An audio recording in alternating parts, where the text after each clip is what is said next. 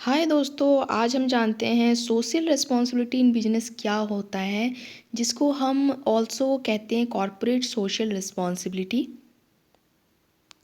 हाय, मेरा नाम निहारिका है और आप मुझे इंस्टाग्राम आईडी पे फॉलो कर सकते हैं। पहले जान लेते हैं इसका मतलब क्या है।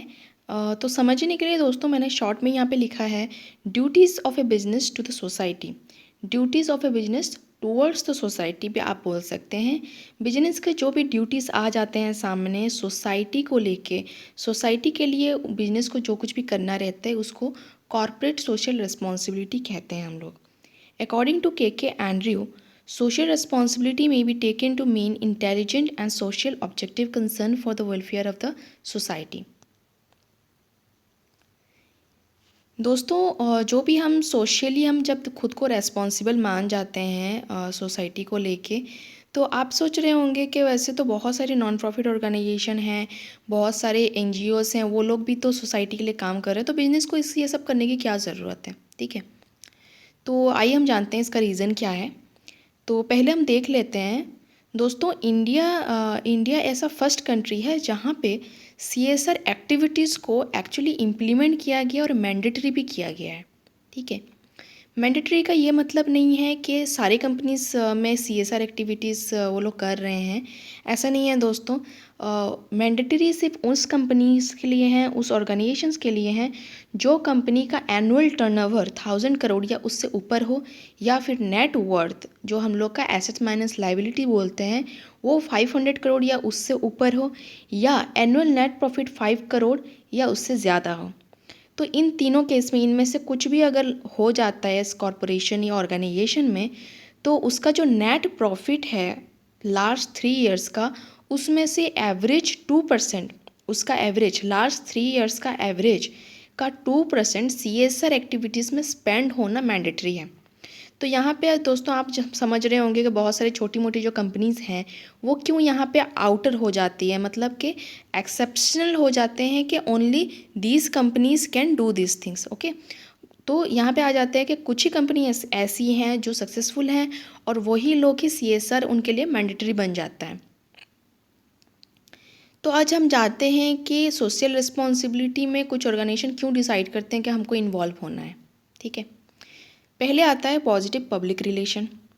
दोस्तों, पब्लिक रिलेशन जब अच्छा हो जाता है, क्यों होता है, क्योंकि हम पब्लिक के लिए कुछ स्कीम्स लाए हैं, हम उनको बहुत कुछ प्रोवाइड कर रहे हैं। सपोज़ हम सोसाइटी में बहुत सारे जो स्टेक होल्डर्स हैं जो इनडायरेक्टली हमारे कंपनीज़ के जो भी प्रोडक्ट बन रहे हैं उसके केमिकल से उनके ऊपर कुछ इफ़ेक्ट आ रहा है, या फिर वो प्रोडक्ट यूज़ करने पर उनके ऊपर कुछ इफ़ेक्ट आ रहा है। वो इफ़ेक्ट्स दोस्तों नेगेटिव भी हो सकता है, लेकिन हम उनके फ़ायदे के लिए लॉ को आगे रख के, ठीक है, हम लोग का रूल्स एंड रेगुलेशन को लागू रख के हम सीएसआर एक्टिविटीज़ में जब पार्ट लेते हैं तो उनके अंदर एक क्लोजनेस आ जाता है दोस्तों, कि पब्लिक को समझ में आता है कि नहीं, ये कंपनी जो है ये हमारे वेलफेयर के लिए बहुत सारे इनिशिएटिव्स ले रही है और ये कंपनी जितना आगे बढ़ाएगी तो ये हमारा ही फ़ायदा है।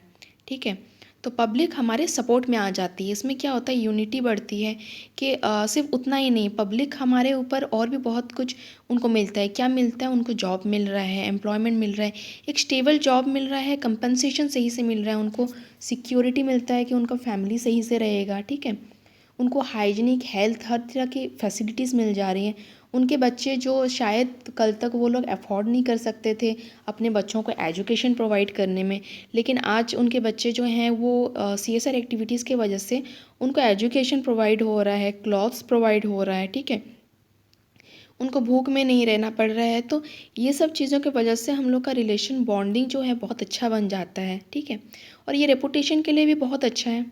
देन आता है इम्प्रूव पब्लिक इमेज।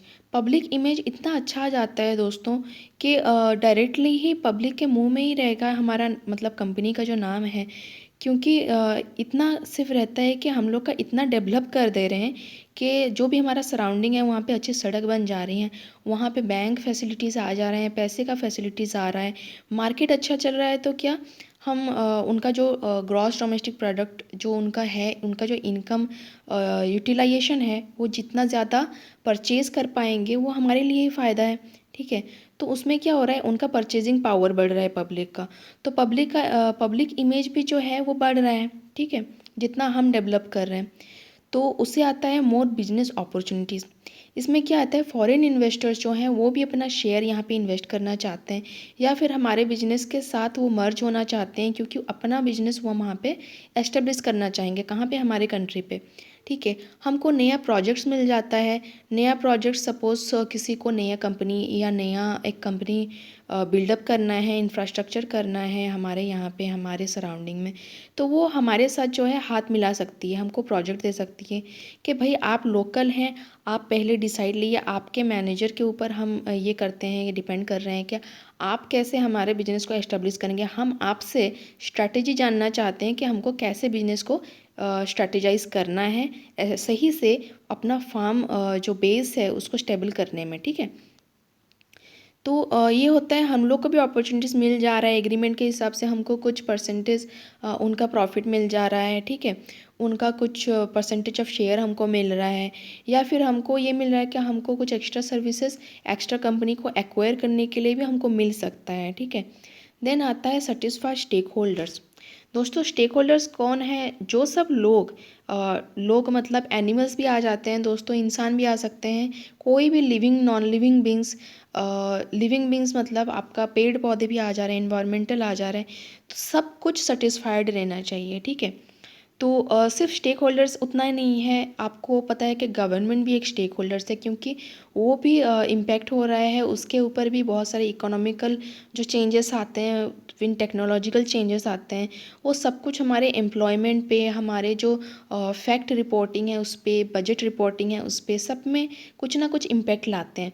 तो गवर्नमेंट को इस चीज़ का एक कंसिडरेशन, उसको कंसिडर करना पड़ता है कि हमारा कंपनी कैसा चल रहा है, क्या चल रहा है, उसका टैक्सेशन रूल सही चल रहा है कि नहीं, कि वो अपना टैक्सेशन को बढ़ा सकता है कि नहीं बढ़ा सकता है। ठीक है, देन आता है एम्प्लॉयज़, उनको अपना पे स्केल सही से उनको पेमेंट मिलेगा या नहीं, उनको जॉब जो है वो सिक्योर है या नहीं, कंपनसेशन मिलता है कि नहीं मिलता है, रिस्पेक्ट रिकॉग्निशन मिलेगा कि नहीं। ठीक है, कन्फ्लिक्ट तो नहीं है, ऐसा तो नहीं है कि हम लोग जॉब कर रहे हैं और उनके अंदर हमारे जो बाकी के एम्प्लॉयज़ हैं, हमारे अंदर कन्फ्लिक्ट आ जाए और हमें जो है जॉब छोड़ना पड़े, क्योंकि वहाँ पे रहना मुश्किल हो जाए। तो बहुत सारी चीज़ एम्प्लॉयज़ के को भी कंसीडर करना पड़ता है। फिर कस्टमर्स का कंसर्न ये रहता है कि प्रोडक्ट्स वैल्यूएबल है या नहीं, क्वालिटी अच्छा है या नहीं, कहीं हमारे बच्चों के लिए ये हार्मफुल तो नहीं है, कहीं हमारे पेट्स के लिए ये गलत तो नहीं है। ठीक है, फिर उनको चाहिए रहता है कि गाइडेंस चाहिए रहता है कि उनको कौन से प्रोडक्ट को यूज़ करना चाहिए कि कौन सा नहीं करना चाहिए, कस्टमर केयर सर्विस सही होना चाहिए उसके लिए। फिर आता है सप्लायर्स, उनको बिजनेस अपॉर्चुनिटी कैसे मिलेंगे, उनको किस तरह के प्रॉफिट हमसे मिल सकता है, और हम कैसे उनको जो प्रोडक्ट्स है कब हम उनको अवेल कराएंगे ताकि वो रिटेलर्स को सप्लाई कर सकें, पहुंचा सकें। ठीक है, तो उनको ये कंसीडर करना रहता है। फिर रहता है क्रेडिटर्स भी इम्पैक्ट रहते हैं कि उनको नए कॉन्ट्रैक्ट मिलेंगे कि नहीं मिलेंगे इस कंपनी के थ्रू। ठीक है, उनका क्रेडिट स्कोर कैसा है कंपनी का, उनको ये देखना रहता है। फिर कम्युनिटी को या फिर सोसाइटी को रहता है कि उनको जॉब अपॉर्चुनिटी कैसा मिल रहा है, वो कंपनी को कैसे सपोर्ट करें कि ना करें। अगर लोकेलिटी में उनको कोई फ़ायदा ही नहीं हो रहा है तो वो कंपनी को वो वहाँ पर क्यों रहने देंगे, जब उनको लॉस ही हो रहा है उस कंपनी से। ठीक है, तो वो इन्वॉल्व होते हैं देखने के लिए कि कहीं एनवायरमेंटल प्रोटेक्शन राइट में कोई हार्मफुल केमिकल्स तो नहीं मिल रहा है, या हमारे वाटर जो है उसमें कुछ पॉल्यूशन तो नहीं हो रहा है। ठीक है, देन आता है ट्रेड एक्टिविटीज़, वर्कर का प्रोटेक्शन सही से हो रहा है कि नहीं। ठीक है, तो ये सब चीज़ आ जाते हैं।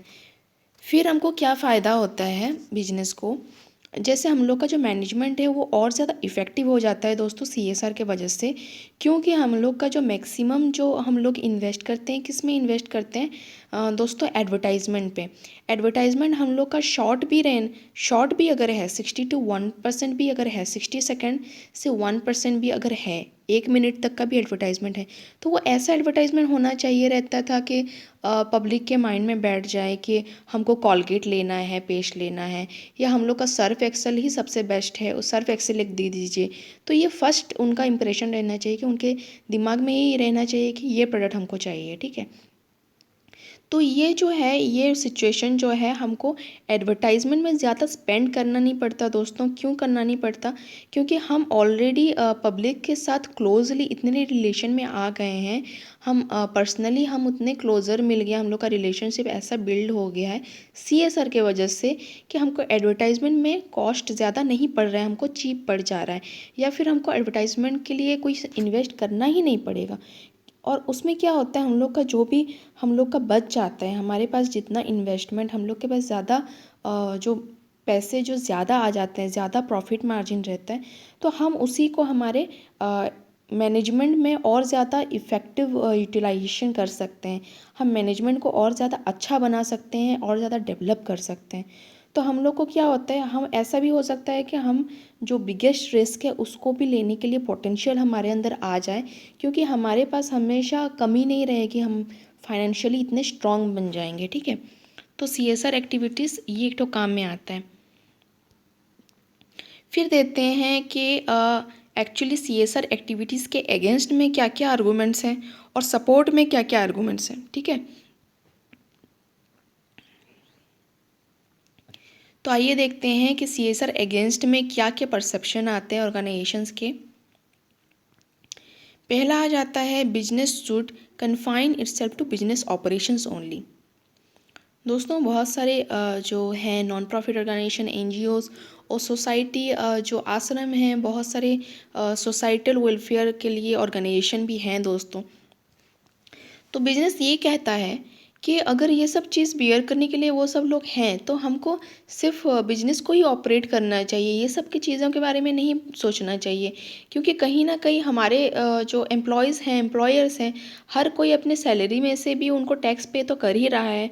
तो ये CSR एक्टिविटीज़ एक्स्ट्रा क्यों, क्या ज़रूरत है इस चीज़ की? जब हम ये नहीं बोल रहे हैं कि हम सोसाइटी के लिए कुछ करना नहीं चाहते, हम ऑलरेडी टैक्स पे कर रहे हैं और उनको फ़ायदा मिल भी रहा है, तो हमें एक्स्ट्रा एक्ट हो कि ये चीज़ क्यों करें। ठीक है, देन ये आर्गूमेंट आता है कि CSR का जो कॉस्ट है वो अगर हैवी प्राइसिंग आ जाता है, तो उसको कंज्यूमर को हम बियर करने के लिए मैंडेटरी कर देना चाहिए, ताकि 2-3% एक्चुअली कंज्यूमर बियर करें तो हमको हेल्प मिल जाए। क्योंकि अगर हम ऑल ओवर CSR को हम अगर इम्प्लीमेंट करेंगे, तो यहाँ पे हम लोग का प्राइसिंग जो इतना हैवी हो जाएगा जितना हम अफोर्ड नहीं कर सकते, हमारे प्रॉफिट मार्जिन से ज़्यादा चला जाएगा। और वहाँ पे क्या होगा, हमें सैलरी, अपने एम्प्लॉयज़ को संभालने में, मैनेजमेंट को संभालने में दिक्कत आ सकती है। ठीक है, देन आता है कंपनीज़ जो CSR एक्टिविटीज़ में अपने आप को इन्वॉल्व कर कर देगा, तो उसको क्या होगा, उसका फोकस नहीं रहेगा कि हमको सोसाइटल वेलफेयर के लिए काम कर रहे हैं। नहीं, CSR को ये लगेगा कि हमको अपना टैक्स बेनिफिट चाहिए, हमको आइदर प्रॉफिट बढ़ाना है या फिर हमको टैक्स से छुटकारा चाहिए, इसीलिए हम CSR में एक्चुअली यूटिलाइज़ कर रहे हैं। पर वो लोग ये नहीं देखेंगे कि एक्चुअली में सोसाइटी को कुछ वेलफेयर हो रहा है कि ये नहीं हो रहा है। ठीक है, तो उनका फोकस ही हमेशा टैक्स को रिमूवल में आ जाएगा, तो ये एक डिमेरिट है यहाँ पे। फिर आता है, इट में इंक्रीज प्राइस ऑफ प्रोडक्ट और सर्विसेज इफेक्टिंग कॉम्पिटिटिवनेस।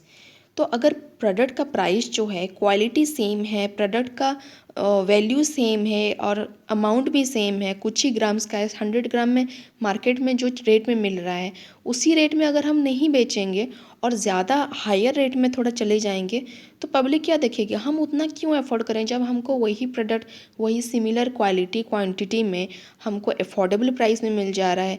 तो ऐसे में क्या होता है, प्रोडक्ट उसको मतलब कोई परचेज़ ही नहीं करेगा, कस्टमर क्या करेंगे, उसको इग्नोर करेंगे और दूसरे प्रोडक्ट को परचेज़ करेंगे। यहाँ पे क्या होगा, कम्पिटिटिवनेस में जो ऑर्गेनाइजेशन है वो पीछे रह जाएगा।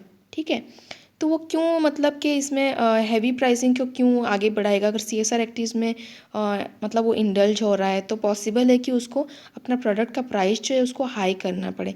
तो इससे क्या होगा कि उसका प्रोडक्ट का जो अट्रैक्शन है वो धीरे धीरे घट जाएगा। ठीक है, और कंपटीशन में वो हट जाएगा। देन आता है अननेसेसरी डोमिनेंस और influence of the business over the society. ठीक है, इसमें क्या आ जाता है, बिजनेस अगर सपोज़ बिजनेस क्या कर रहा है, एजुकेशन एंड फ्रूट प्रोवाइड कर रहा है किसको, बच्चों को।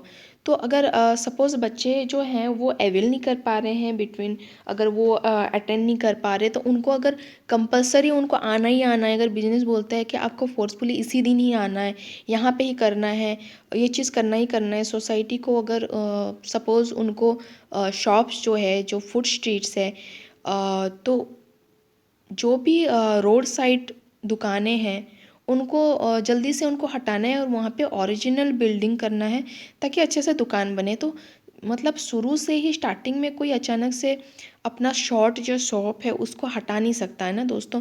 तो सोसाइटी पे ये एक प्रेशर बन जाएगा कि नहीं, हमारी इनकम पे भी ये आँच ला रहा है। ये कैसा सोसाइटल वेलफेयर स्कीम्स हैं, ये कैसा चीज़ है जो हमारे मतलब वेलफेयर के लिए नहीं बल्कि हम लोग को लॉस में डाल रहा है, ठीक है। तो हमारा धंधा ख़राब कर रहा है, हमारे पेट पे लात मार रहा है। तो यहाँ पे आ जाता है कि ऐसा डोमिनेशन भी नहीं आना चाहिए बिजनेस का, ठीक है। फिर देखते हैं कि सपोर्टिंग आर्गूमेंट्स जो क्या हैं, ठीक है। तो सोसाइटी की तरफ में जो भी हमको सपोर्ट मिलता है, क्यों मिलता है? जब तक सोसाइटी ये नहीं देखता कि जब तक सोसाइटी हमको हेल्प कर रहा है, हमारा प्रोडक्ट को परचेज़ करता है, तब जाके हमारा बिजनेस जो है हाई मार्जिन या फिर हाई नेटवर्थ में जा रहा है। हम लोग का जो एक्सपेंसन हो रहा है, बिजनेस और भी ज़्यादा स्ट्रॉन्ग बन जा रहा है, ठीक है।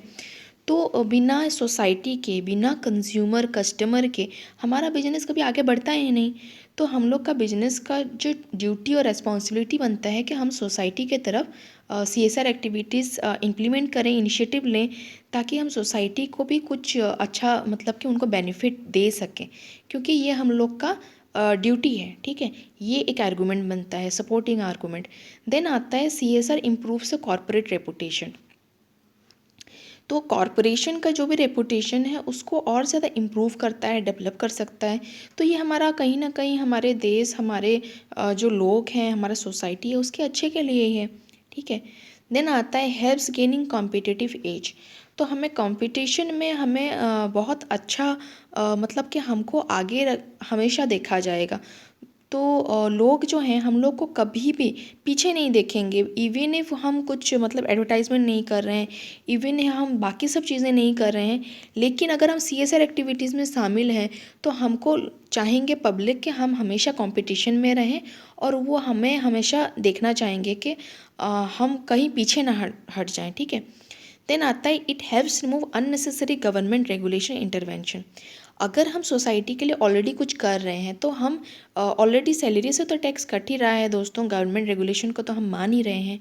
लेकिन अगर हम लोग का प्रॉफिट और ज़्यादा अच्छा हो रहा है हमारा बिजनेस, तो इसमें गवर्नमेंट इंटरवेंशन हमेशा लगा रहता है दोस्तों। जब हम एनुअल रिपोर्ट निकालते हैं, हम लोग का प्रॉफिट मार्जिन दिखाते हैं, तो गवर्नमेंट सोचता है कि हम और ज़्यादा टैक्स इसमें चार्ज करेंगे ताकि हम सोसाइटी को भी इसमें कंट्रीब्यूशन दें, हमारा देश को भी आगे बढ़ाएं। पर जहाँ पे बात आती है कि बिजनेस खुद ही सोसाइटी के लिए वो सब चीज़ कर रहा है जो हम करने वाले थे, तो हमको ज़्यादा इंटरफियर करने की ज़रूरत ही नहीं है। तो गवर्नमेंट कहीं ना कहीं फ्री हो जाती है, और यहाँ पे बिजनेस भी जो है उसको ज़्यादा रूल रेगुलेशन, ज़्यादा गवर्नमेंट का जो प्रोसीजर है, उनके जो इंस्पेक्टर्स आते हैं इंस्पेक्शन करने, तो उस सब चीज़ों में ज़्यादा इंटरफियर उनको करना नहीं पड़ता, उनको ज़्यादा कन्फ्लिक्ट नहीं आता, ठीक है।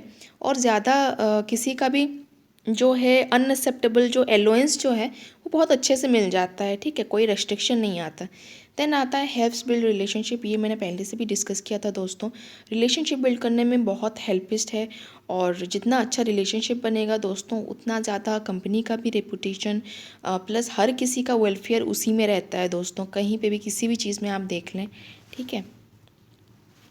थैंक यू दोस्तों। अगर आपको वीडियो पसंद आया तो प्लीज़ लाइक कमेंट शेयर करना ना भूलें, और आगे अगर आपको ऐसे ही वीडियो देखने हैं तो प्लीज़ सब्सक्राइब ज़रूर करें। Thank you so much.